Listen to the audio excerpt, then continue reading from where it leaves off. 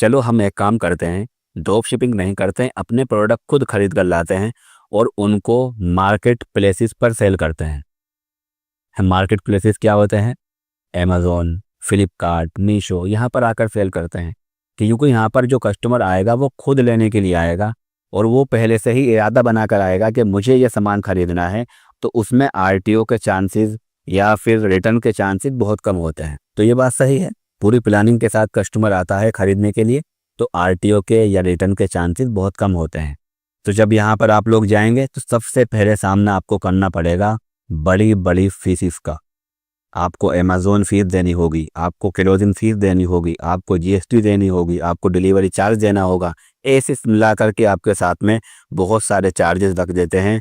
जो सामान आप 250 का सेल करना चाह रहे हो, 300 का सेल करना चाह रहे हो, आपको वो 500 का सेल करना पड़ेगा, तब जा कर के आपको प्रॉफिट होगा। नहीं तो उसके अंदर इतनी ज़्यादा चार्जेस हैं कि आपका प्रॉफिट तो दूर की बात है, आपको नुकसान हो जाएगा अगर आप नॉर्मल प्राइस में सेल करोगे।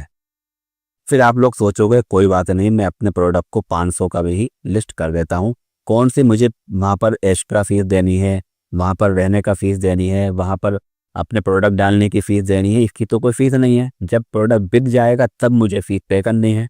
तो पड़े रहने दो, जब कस्टमर आएगा लेगा, नहीं तो कोई बात नहीं। ये सोच करके अगर आप अमेज़न, फ्लिपकार्ट पर अपने प्रोडक्ट को लगाते हो तो ये सोच करके चलिए आपने अपने प्रोडक्ट को लगा दिया कि जब बिकेगा तब देंगे, तब तक के लिए हमारा काम फ्री में चल रहा है, कोई एड तो हमको देना नहीं है। लेकिन परेशानी आती है अब मार्केट प्लेसेस की तरफ से। आपका सामान अगर बिकने लगा तो ये शिकायत देखने को मिली है, मार्केट प्लेसेस आपके साथ में फ्रॉड कर रही हैं, आपके जैसे ही प्रोडक्ट को किसी और से सेल करवा के। असल में हुआ ये था कि मार्केट प्लेसेस के ऊपर एक कानून बनाया गया था गवर्नमेंट की तरफ से कि आप अपना सामान यहाँ पर सेल नहीं कर सकते। कुछ कंडीशन में कर सकते हैं, जो कि अभी भी होता है, लेकिन मार्केट प्लेसेस को ये कह दिया गया था साफ साफ कि आप अपना सामान यहाँ नहीं बेच सकते। क्योंकि मार्केट प्लेसेस अगर अपना सामान यहाँ पर बेचना शुरू कर देंगे, अमेज़न, फ्लिपकार्ट अपने ऊपर ही अपना सामान सेल करना शुरू कर देंगे, तो फिर आम जो सप्लायर हैं, जो आम सेलर हैं, उनको परेशानी का सामना करना पड़ेगा प्राइस को लेकर के। क्योंकि जिसका बाज़ार है वो अपना सामान सस्ते में सेल कर सकता है। एक बाज़ार का मालिक है जहाँ पर चावल बिकते हैं, मैं आपको एग्जाम्पल दे रहा हूँ। एक बाज़ार है जहाँ पर चावल बिकते हैं, तो वहाँ पर होगा क्या, अगर वो मालिक खुद भी चावल सेल करने के लिए जाएगा तो वो कुछ बेनिफिट लेगा।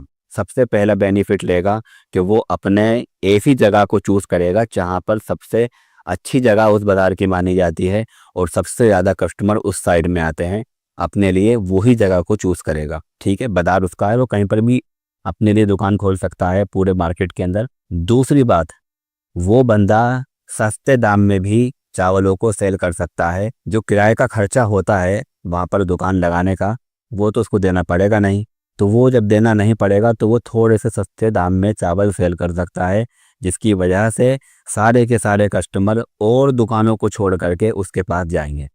सेम यही चीज़ होती है ऑनलाइन की दुनिया के अंदर कि मार्केट प्लेसेस अगर अपना सामान सेल करना शुरू कर देंगे तो होगा ये कि उनको ज़्यादा बेनिफिट मिलेगा, वो आपसे ज़्यादा सस्ता सेल कर सकते हैं।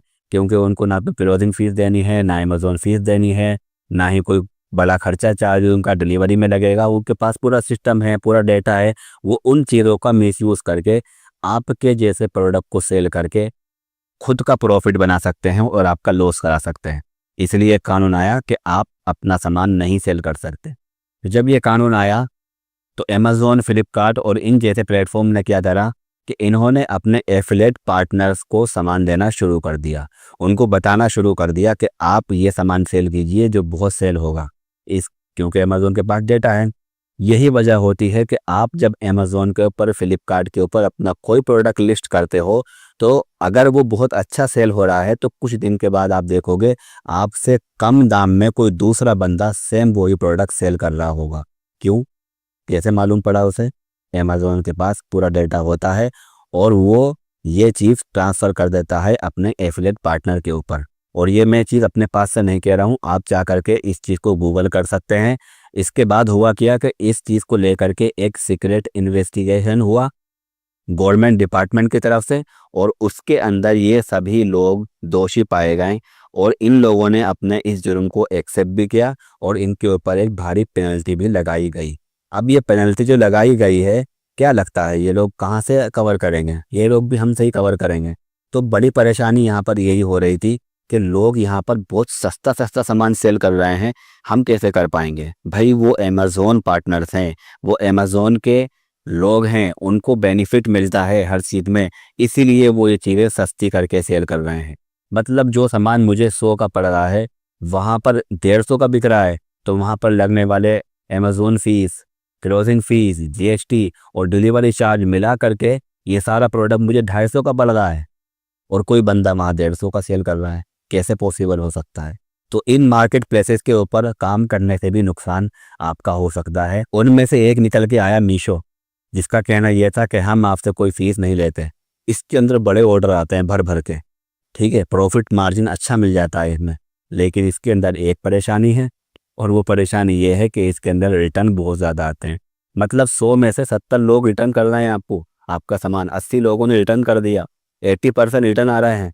इतना बड़ा नंबर कैसे आ सकता है? तो कुछ लोगों का कहना यह है, इसके बारे में प्रूफ तो नहीं है, लेकिन लोगों का कहना यह है कि मीशो की कमाई आपके प्रोडक्ट को रिटर्न करने से होती है, क्योंकि वहाँ पर रिटर्न चार्ज लगता है। और ऐसा कहना है लोगों का कि रिटर्न करने से ही मीशो की कमाई होती है, क्योंकि उसने अपनी फीस नहीं रखी।